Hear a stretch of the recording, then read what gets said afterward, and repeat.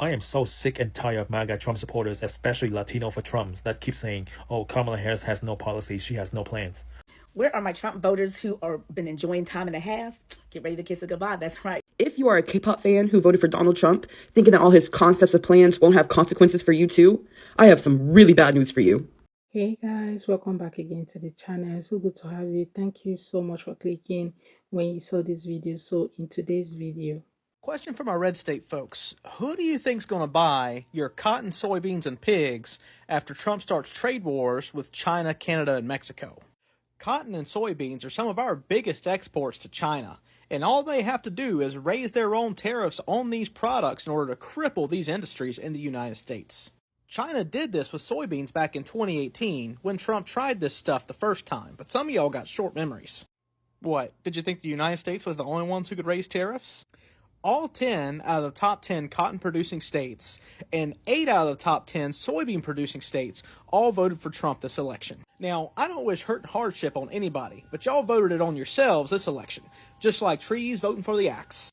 China owns 1/4 of all the pig farms in the United States, and 8 out of 10 of the top pork-producing states also voted for Trump. China, Canada, and Mexico together buy over half of all the pork that's exported from the United States. Who's Trump starting those trade wars with again? And before you go saying China, Canada, and Mexico need U.S. cotton, soybeans, and pigs, Brazil and India are more than happy to pick up our slack and bring that money into their economies. Trump's got y'all convinced that he's calling all the shots and there won't be any consequences. But you're missing one very important fact. He's rich and you're not. The benefits are all for him. The consequences are all for you. I am so sick and tired of MAGA Trump supporters, especially Latino for Trumps, that keep saying, oh, Kamala Harris has no policies, she has no plans. Well, let me tell you something. A $6,000 child tax credit is a lot more better than a concept of a plan. A $25,000 tax credit for first-time homeowner is a lot better than a concept of a plan. A $50,000 tax credit for first-time business owner is a lot more better than a concept of a plan. And expanding the ACA Affordable Care Act, or the OBAMACARE, in this case, is a lot more better than a concept of a plan. And adding on top to that, making the rich pay their fair share in taxes to bring down the national deficits is a lot more better than having a concept of a plan or tariff. If you are a K-pop fan who voted for Donald Trump, thinking that all his concepts and plans won't have consequences for you too, I have some really bad news for you. Yes, I'm sorry, this is not my typical type of content, but I am an American. I am a woman of color, and I am fucking terrified. Like, y'all do realize that it is because of Trump's first presidency that the import tax on items such as our albums and merchandise, that's the reason why they've gone up. Why work visas for international talent has gone up, and why we continue to have to pay more and more to see our favorite groups versus going to Europe or Asia where the price is way lower. You wonder why.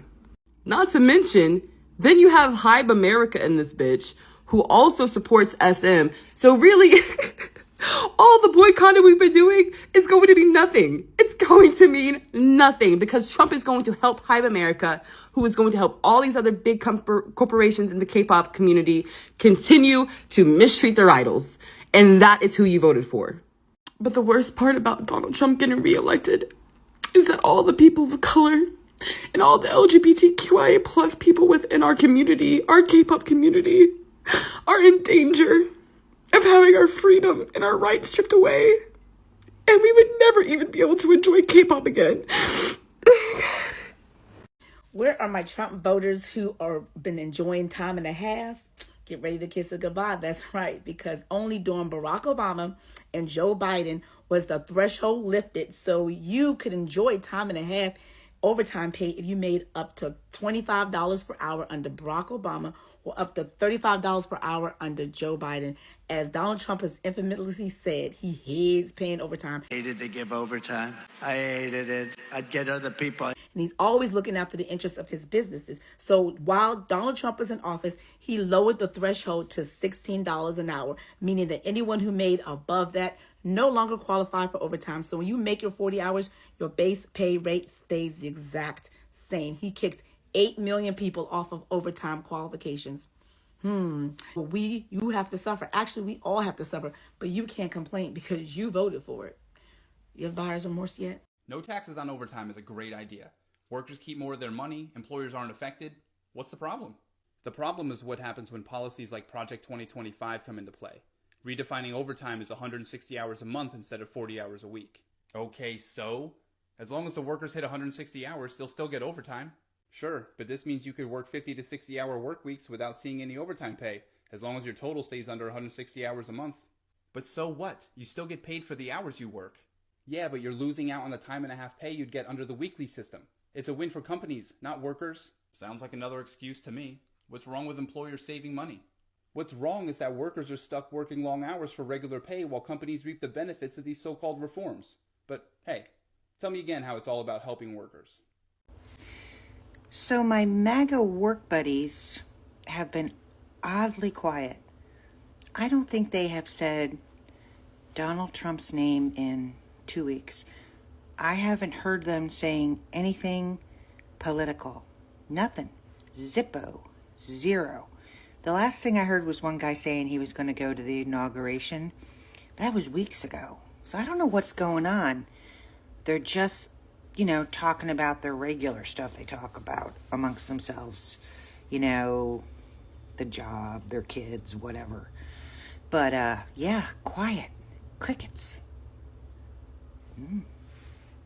What were you expecting them to say when they already know they voted against their own rights? So there's nothing to say anymore. Everybody's going to be so calm and quiet because they are gradually stepping into the final stage.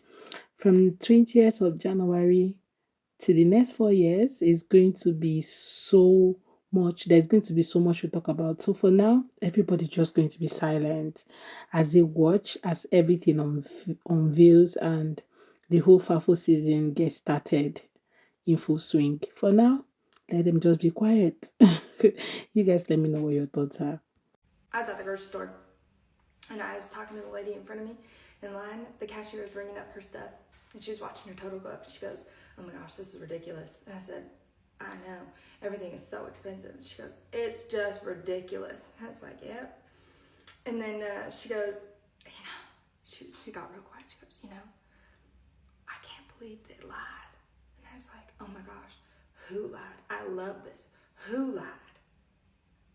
Did somebody at the grocery store lie?" She goes, "Donald Trump and all the Republicans, they lied. They said everything was going to be less expensive, more affordable. Groceries would be cheaper, gas would be cheaper, living expenses for the average American would be cheaper." And I was like, she goes, "But they lied. It's not true." I was like, yeah. And I told her, I said, I would have told you before you ever voted that he was lying and that wouldn't ever come true. But you probably wouldn't have listened to me. And she goes, "You're right. I probably wouldn't have." I was like, "What?" And she just goes, I feel awful. I feel awful that I voted for him. I feel like I let myself down. I feel like I let my family down. I feel like I let my kids down." And I was like, hey, I get it. I really do. It's so easy to beat yourself up over choices that you've made, but you got to give yourself some grace. You know better, you do better, and that's all you could do, And she just goes, "Yeah, you're right." And she goes, "I wish there was a lemon law for voting." And I go, "Oh, you know what? I wish there was too, because I guarantee you half the folks that voted for him would have returned that right to the voter dealership. Right on back to the voter dealership." She goes, "You're probably right." Anyway, I just am so frustrated. Because if they just would have done their research, if they would have listened to a voice outside, the little conservative bubble, maybe they would have been like, "Oh, maybe I should look into that." Not openly just "Oh, I'm going to disregard everything I believe and I'm going to go with that." But maybe plant a seed, to look into things for themselves, use Google. find some information, you know, outside of like whoever was talking to them, you know, through the TV, through their phone, through the news, whatever. They just would have like, anyway, it's so frustrating.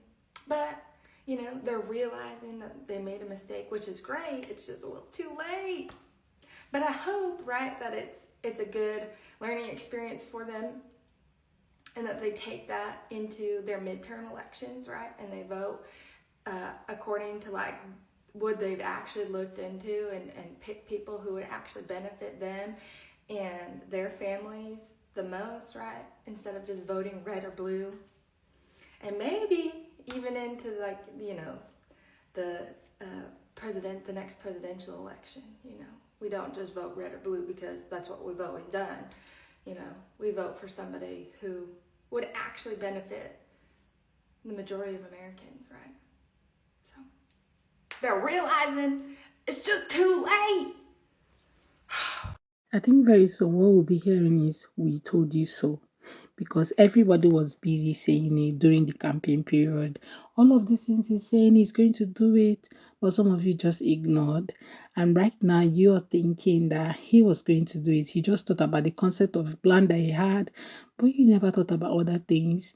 You were not interested to know his kind of person. Think, in fact, you had like an expo because he had been in power before, so you knew how that was. You would have used that to read his mind, okay, to know that, oh, he's going to do this or he's not going to do this. But no, you just followed everything he said verbatim, without even doing your own researches, or even asking the right questions, or even making your own research. Or no, you weren't interested. You were just interested for yourself. Anyway, guys, let me know what your thoughts are in the comments. I think the fafo season is about to begin, but for now, we're just getting started, and I hope that everybody will be fine at the end of the day. Thank you so much, and please subscribe to the channel if you haven't already. Do give this video a thumbs up.